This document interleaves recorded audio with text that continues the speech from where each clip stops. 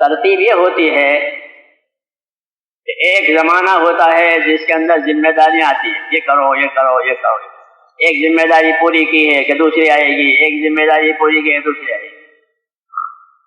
جو اپنی زندگی عمل پر ڈالے گا اس کے سامنے ایک عمل کے بعد دوسرا عمل،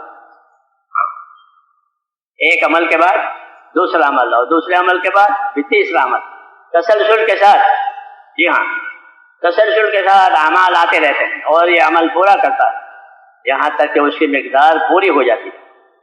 جب اس کی مقدار پوری ہو جاتی ہے تو وہ وعدے جو غیب میں تھے وہ ظاہر ہو جاتے ہیں، ہاں کہ اب تمہاری بات پوری ہوگی۔ اور یہ بات ہم کو حضور صلی اللہ علیہ وسلم کی سیرت سے اور صحابہ کرام کی سیرت سے ملتی ہے کہ ہمارے سامنے ذمہ داریاں کو تو سامنے ڈال دیا اور وعدوں کو غیب میں کیا۔ تو منافقین یہ کہتے تھے کہ کام تو کرتے چلے آ رہے ہیں، کچھ ہے نہیں، تو وہ کہتے اللہ رسول نے دھوکے کا وعدہ کیا ہے،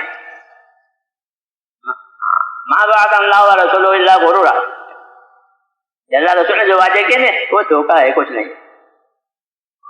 اس طرح کر کے لوگوں کا یقین بگاڑتے تھے، کیوں کہ وعدے میں دیر ہو رہی ہے، وعدہ پورا ہونے میں دیر ہو رہی ہے۔ ایسا ہوتا ہے کہ وعدہ پورا ہونے میں دیر ہو رہی ہے تو پھر اس کو مایوسی کی طرف لے جاتے ہیں۔ یہ دیکھو کتنے سال سے کام کرتے ہو، کتنے سال سے تبلیغ کرتے ہو، ابھی تمہارے حالات بنے ہی نہیں ہیں، یہ چھوڑو۔ یہ بھی ہے، ایک تو آدمی کو گناہوں میں ڈالے، شہوتوں میں ڈالے اور چھوڑا رہے، یہ بھی ایک طریقہ ہے۔